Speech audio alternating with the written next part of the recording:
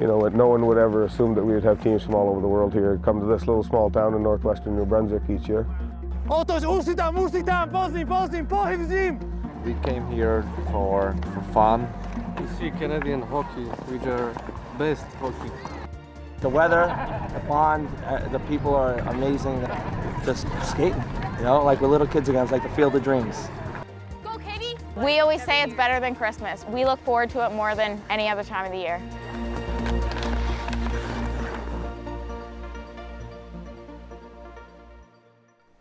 Hello, I'm Tom Murphy. Welcome to Land and Sea. We all know Canadians love hockey. It's played in rinks everywhere in this country. But for many, the sport is at its best when it's played on a frozen pond. And that's why the people from a small community in rural New Brunswick decided to invite the world to join them for one special weekend of old-time hockey. Plaster Rock is a close-knit village in northwestern New Brunswick.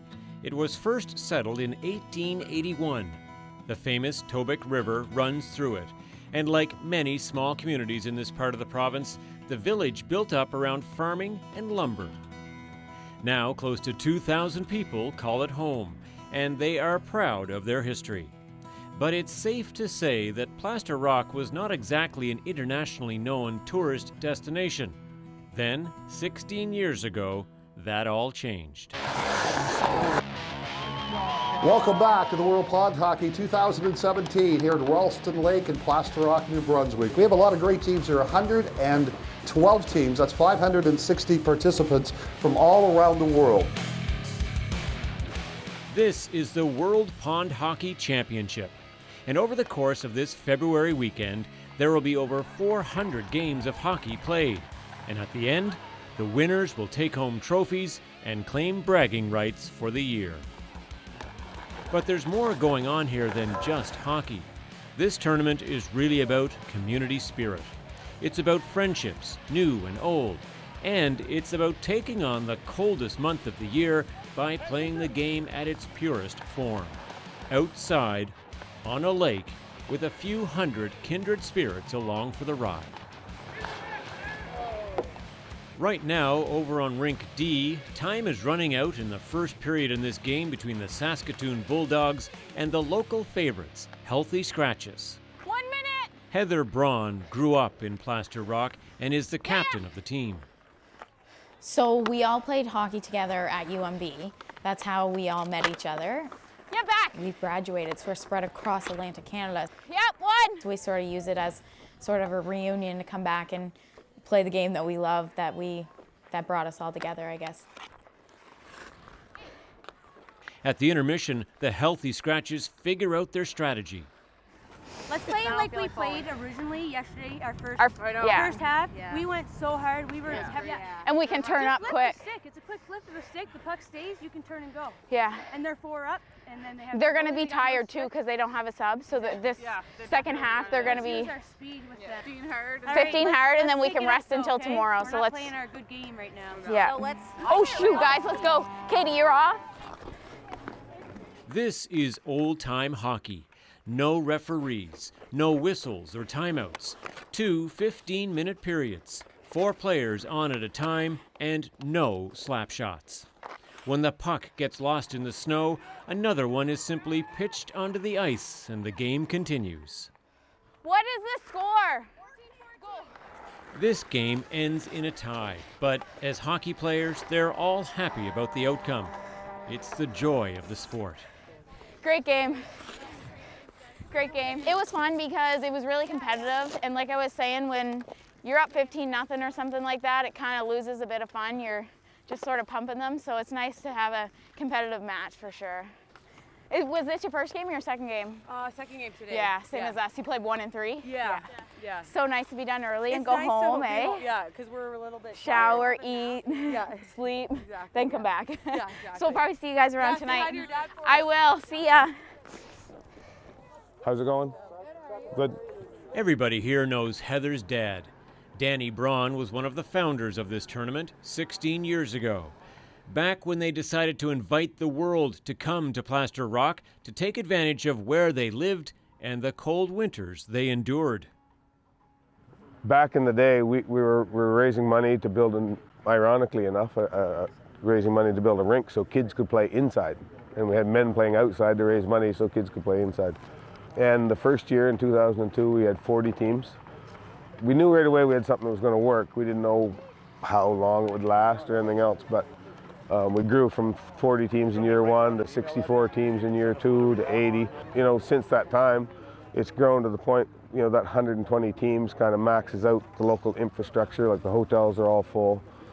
And you can't really, from a scheduling standpoint, it's tough to deal with many more teams than that, aside from making it longer, which is tough on our volunteer group. All the effort is worth it, though. Danny Braun estimates the tournament brings in $1 million a year to the local economy.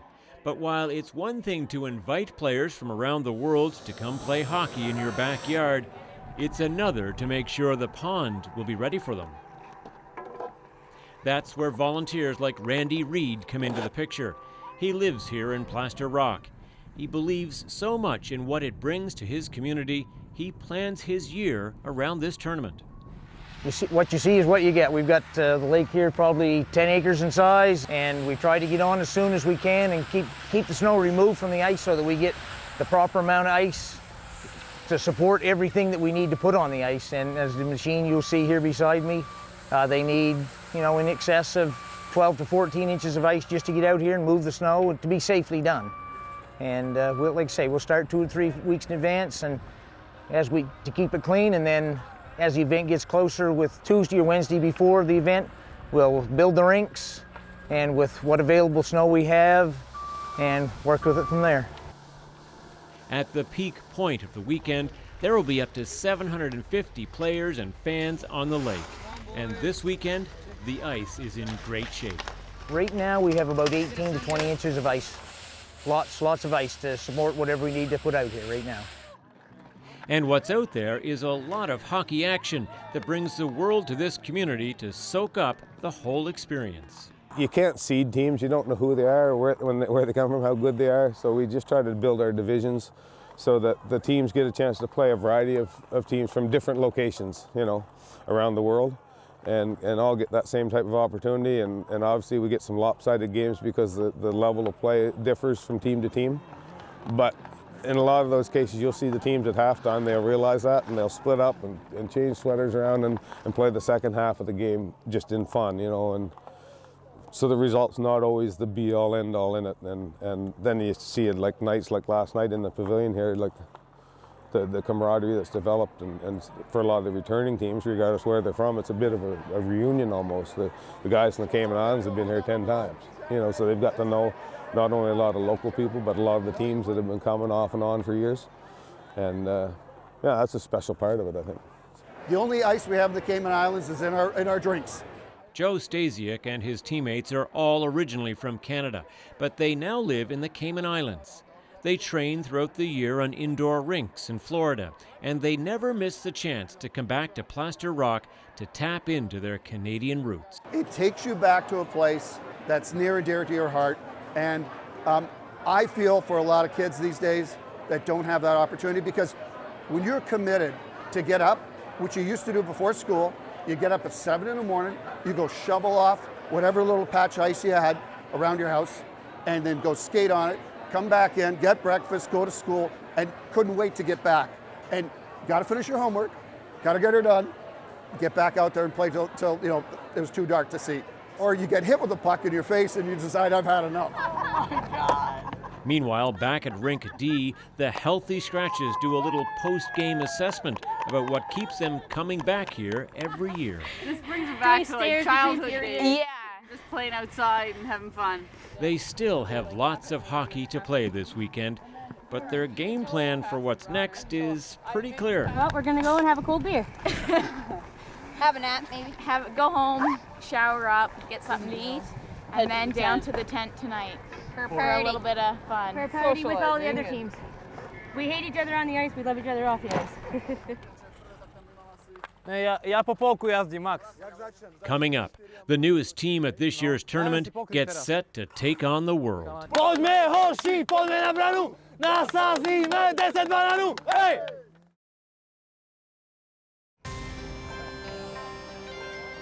World Pond Hockey 2017 here at Ralston Lake in Plaster Rock, New Brunswick. We have a lot of great teams here. Back on the ice, the action is well underway for the 16th annual World Pond Hockey Championship. Teams have come from around the world to be here, and they're all into the spirit of the weekend. As I look over this, I see some really interesting team names. Boiled Owls, okay? I'm not sure who comes up with these names or what they mean. There's a team here that says something about Filthy Cousins. I'm not sure what that means either. The team called We Were Better 20 Years Ago. That's each and every one of us. But what a great name for obviously not a really good team if you were better 20 years ago. But this year, there's a new team in the game.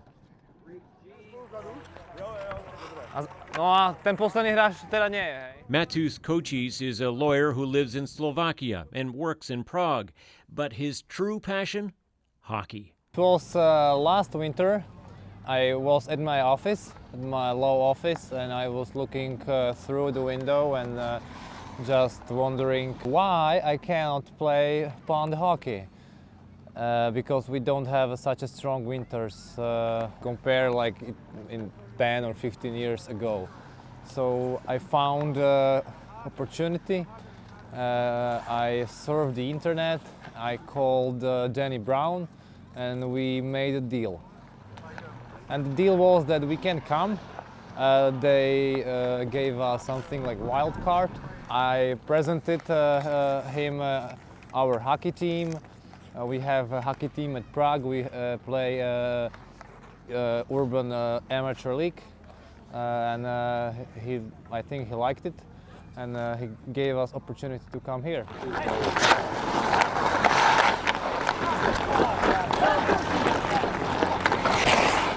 But to get here from Europe costs a lot of money, so they produced a promotional video to help raise funds for their big adventure.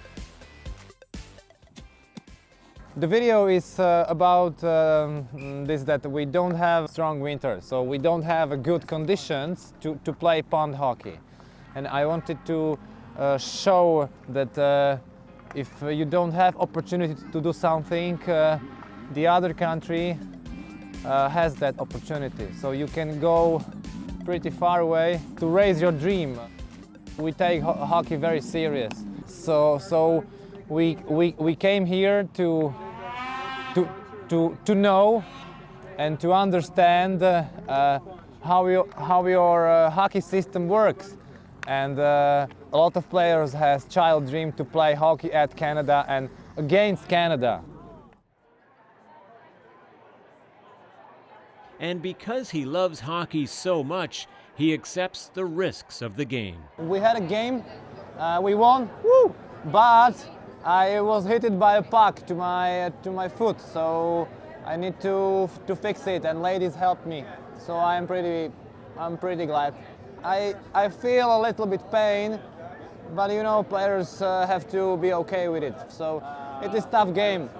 I was like a last player, like a half goaltender there, so I saved it, but this is the price what I paid. And even as he puts up with the pain from the puck, Matus makes a point to meet new friends and share his story.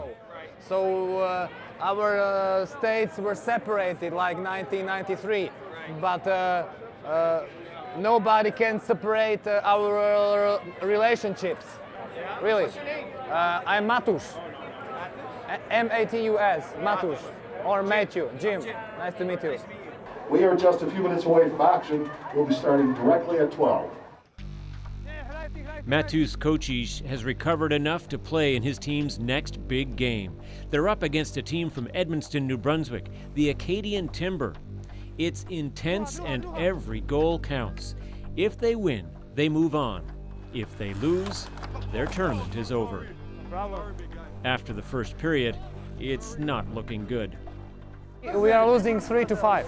We need to play a more defense system because they're pretty good and we cannot compete with them. So defense and breakaways.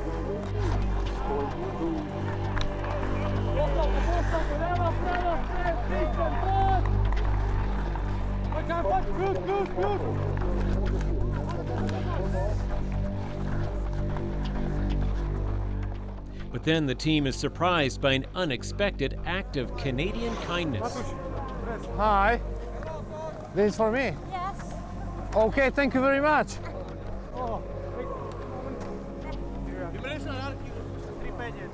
I got Canadian jersey, thank you. Now I have to be with my team. Thank you very much.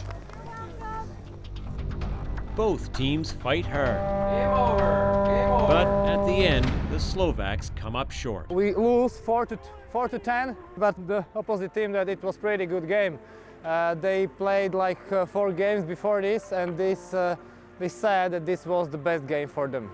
So they appreciate our passion, our energy. We played with hearts and with everything what we've got. So great experience.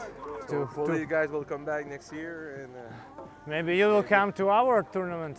Yeah, you have a tournament? If I will organize it at Czech Republic or Slovakia, Okay. Czechoslovakia pond hockey tournament. Yeah, okay.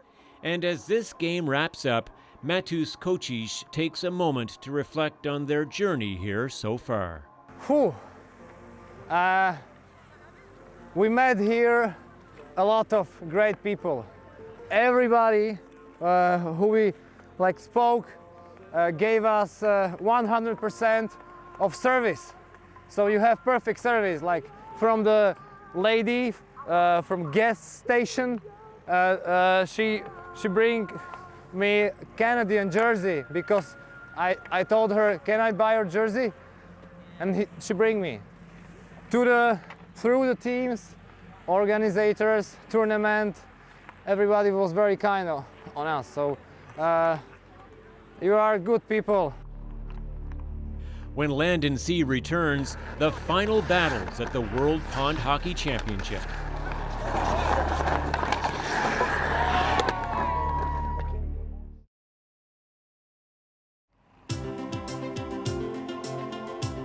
It's Sunday morning in Plaster Rock, New Brunswick.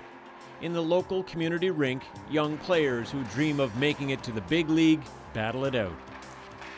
At one end of the rink, the Wall of Fame featuring jerseys from many teams who have participated in the World Pond Hockey Championship. Profits from that tournament helped to build this rink and keep it operating. And just a good slap shot away from this game, the final day of that tournament is now underway on Ralston Lake. There's a steady stream of action on and off the ice. Some teams are packing up and heading home. They've played 5 games and didn't move on, so now they're done for this year. See you next year.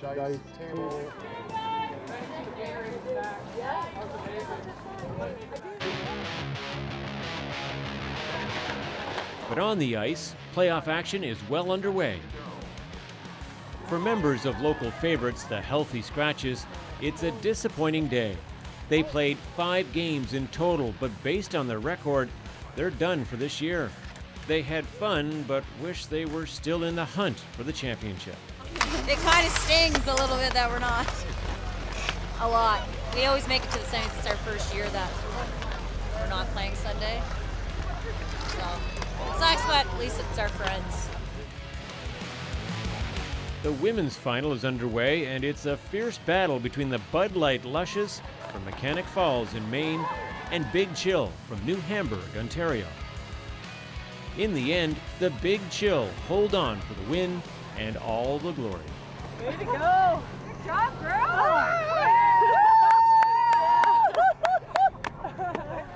Then the men's championship begins. It's the Frozen Assets from Ottawa against the Acadian boys from Tracadie, New Brunswick. This year, there is more than bragging rights at stake. Acadian boys strike again and maintain the lead as we hit the 4-minute mark. The Acadian boys have won 4 years in a row. If they win again this year, it's a world record for pond hockey champions. Matus Kocic and his teammates from Slovakia watch with great interest. We came here for fun. To see Canadian hockey, which are best hockey, best country for hockey is Canada. Really. Gift for me. I'm very happy. 30 seconds. So did you enjoy your time? Yes. Yeah, good. Perfect. Well, and you got to participate in everything, the social aspect of it, the hockey, everything you got, you know. No, we appreciate having you here. Yeah. Like I say, hopefully you enjoyed everything and hopefully you're back. We will be back. Yeah. Of course. The championship game winds down to the final seconds. And once again, the Acadian boys are victorious. Acadian boys defend the championship, Icon Hockey Championships. As the champions are crowned and weary hockey players begin to head home, the volunteers kick into action. By 6 o'clock this evening, it will be hard to know the tournament was even here. The hunt for pucks is underway. The flagpoles are taken down and the flags put away.